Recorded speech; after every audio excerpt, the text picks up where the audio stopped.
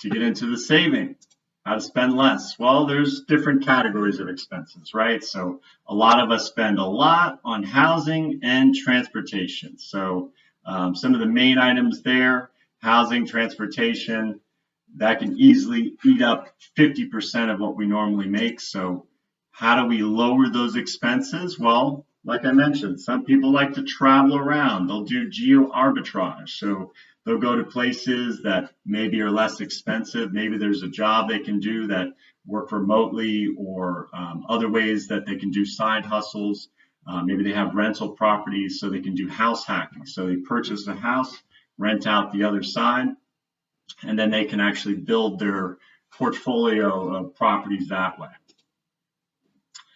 For transportation, some just ride a bike instead of owning a car. There's actually a lot of expenses that we don't think about. We think of, oh, the price of gas is low. Well, you still have the insurance to pay for. You have the maintenance of that. So there's a lot of expenses there. And do we need a new car? No. You have a car that's years old. It still works great.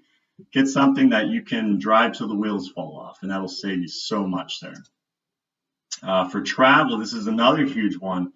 Rewards cards. So if you have someone in your family loves to travel, and usually that's very expensive, well, there's credit cards that you can open. And before I was always just, I don't want to pay credit cards because they get you with the debt. Well, as long as you pay off those credit cards every month, you look for cards that give you rewards. So a lot of times it might be a card that has $500 worth of travel points that you can collect.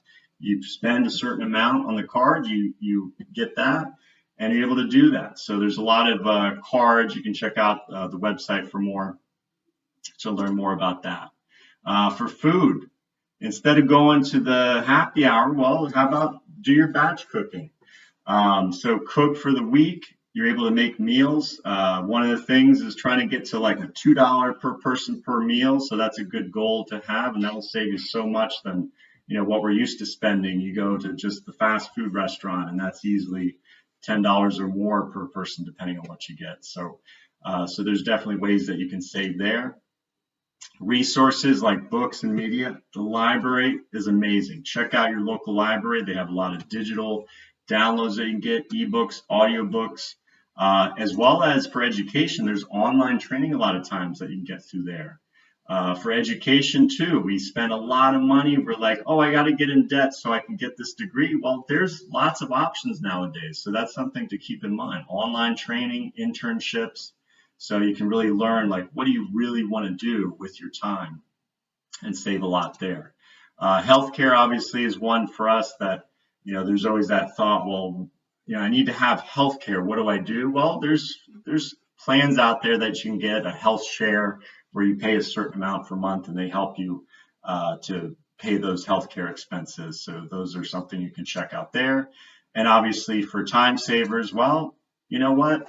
There's a lot of expenses that we try to cut, but there's certain things that may make sense. Maybe you have a housekeeper that can help clean the house, saves you a number of hours per week, and it may be worth your time to look into. Or for groceries, maybe you have they can deliver the groceries, or in my case, I have one that lets me just pick up free of charge, and that's the way I'm able to save actually my time.